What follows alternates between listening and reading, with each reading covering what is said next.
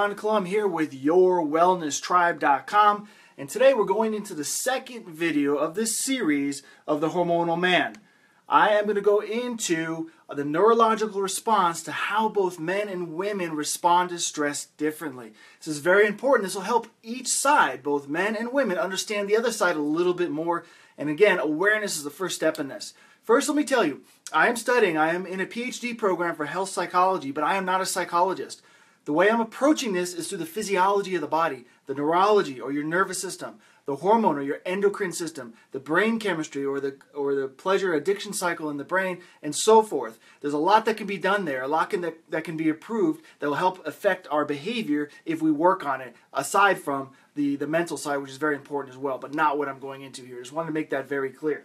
Today we're going over the stress response, the fundamental neurological stress response in every man, woman, and child on the planet. All right, this is very common. Basically, we like to divide up the nervous system into two main actions. We're either in a healing mode or a stress mode, a stress response or a healing response. Now, neither one of them are ever in 100% versus the other mode. It's a teeter-totter. Remember those teeter-totters? One goes up, the other comes down. Right? But one can definitely be more dominant. And then within each of these modes, for example, in healing, there's two sub-modes. There's a lot, but there's two main groups that I call, or that are called, growth and repair.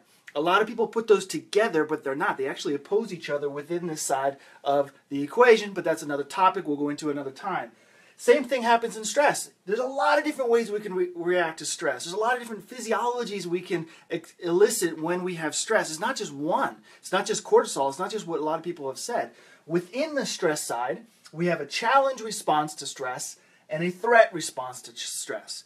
Challenge is actually a health-promoting response, like for exercise and learning and things like that. We'll go into that in another time as well. What most people get stuck in is the threat response. The threat response to stress when it's activated.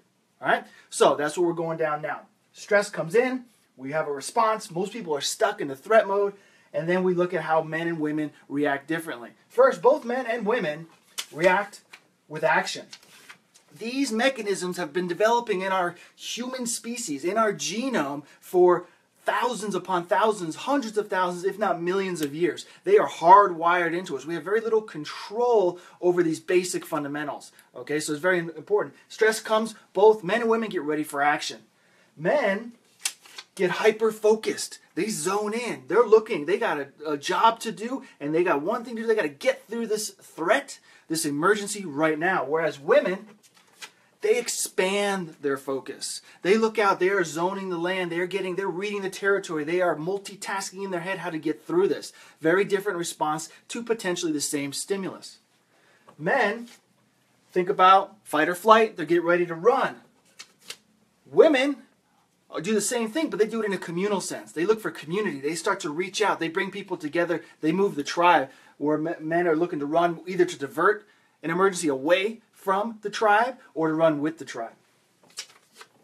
And of course, the other side of that fleeing is the fighting. Men are ready to attack. They're ready to defend. They're ready to do what they need to do to get through that moment to save theirs and their family and their tribe's lives. Follow that? Women, on the other hand, they got the community together. Now they're going to plan. They're planners. They're looking. They're learning. They're doing this. What do we do? As the men are handling this in their way, how do we make sure that the tribe survives and continues forward? They're making plans. And in that, they start to nurture. They bring the little ones together. They bring the community together. They do whatever they need to do, and they start moving forward. Look, got a stress that comes into your life. It activates a stress response. So this gets way up. Healing starts to go down. All of those type of mechanisms kind of get turned off right there. Right? And then we get stuck in the threat mode because that's what our go-to physiology in this world is. That's what it is. Stress, that's hyper reaction to different things in our life. That's traffic, that's road rage, that's job work, that's family work. It's a lot of different stuff. People are stuck in that, and this is how men and women respond. If you look at the cumulative effect of how women and men respond differently, you can see that men, this kind of response promotes something to accomplish. Their goal with all of this in their neurology, in their hormonal system, in this reaction, is to accomplish something. Fix this thing. Get out of this thing. Do something right now. We need to accomplish this. Whereas women, same response, same scenario, same place, they're looking to understand. They got to know what's going on. They got to learn. Because in the future they don't want to repeat it. There's a whole different process going on. So if you look at women and men socially, you can kind of see this, right? When a problem comes up in a relationship between a man and a woman, the woman wants to talk it out. She wants to understand, and she actually wants her husband or her mate or her man to understand as well. Hear me. Don't do anything. Don't fix me. Hear me. These type of words. Let's talk about this. Let's communicate. We need to talk. All of this is working from her side of her neurology and her reaction to understand in a stressful or challenging moment, right? Men, on the other hand, they want to accomplish something. If they feel the same amount of stress or they perceive the same amount of stress from the same action, they want to fix it. How do we get through it? How do we survive this? And so if the women are coming and they're trying to make their man understand, and the man is coming and he's just trying to fix or accomplish something, they're going to conflict. They're going to conflict, and there's going to be a problem. The reason men, over time, have different issues is because this side of the reaction, the community reaction, the understanding, the talking, the sharing, that's accepted in our society. Nowadays, we're no longer Paleolithic, caveman type things.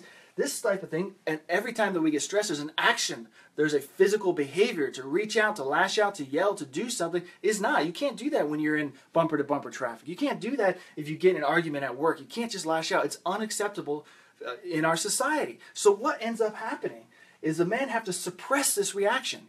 And over time of constantly suppressing their natural reactions, their natural physiology, neurology, and hormonal system, they start to build up tension. Over time, that tension leads to irritability.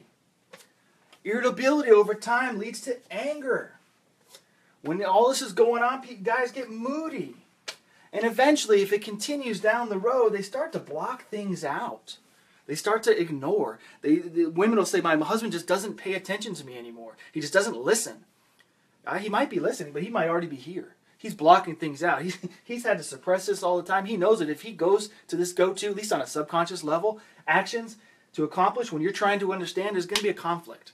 And it's not going to be good. There's going to be a fight or whatever. So you can start to see how this is going on. Because at the end of the day, whether you have a stress or healing response in your nervous system, we call that the neurological tone. Very important. We'll do more information on that. All comes down to our perception. All comes down to our perception. Because we can come into the exact same stress.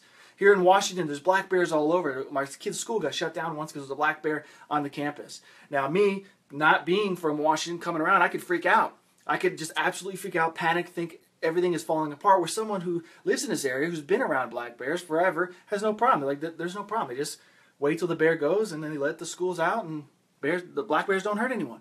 Completely different response to the exact same thing going on, depending on the perception. I perceived it in one way, the other person perceived it a different way. You follow me? And the first step to changing this perception, which comes from our life experience and from the learnings that we've had over time, is to build an awareness. And that's what we're trying to do today. We're not trying to fix anything. We're not trying to say women are right or men are right, or that there's even anything wrong. But understanding how this plays out and how you guys are trying to accomplish the same thing of getting through a stressful issue, but from different points of view, could help you understand each other, communicate better, lower the overall tension, learn something, create a new experience that changes your perception and gets you out of this path of the stress threat mode. In time, we'll talk about how to promote more of this healing mode so you can handle stress as it comes in through a healing response. Or if you do activate the stress, you can handle it through a challenge response, which is pro-healing. So we'll go into all that. But this first step in the concept today is to build awareness, okay? Your men out there, they're not really jerks. And your women out there, they're not really nags. It's just the way we are thinking about it over time. If we suppress one or the other, we get a certain reaction. So just understand that. Awareness is the first step. If you like this, share it with someone. Women, men, doesn't matter. Share it with whoever you think will get something out of this. On Facebook, push that share button. Write a comment. If you have a question, ask. Go to yourwellnesstribe.com and join our tribe.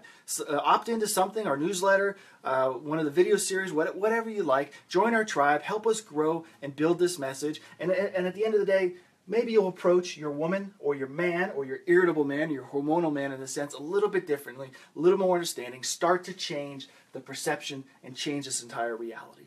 I hope that helps. Dr. Don Clum here, Your Wellness Tribe. We'll see you next time. There'll be 3 more parts of this series, so keep an eye out. We'll see you then. Thank you.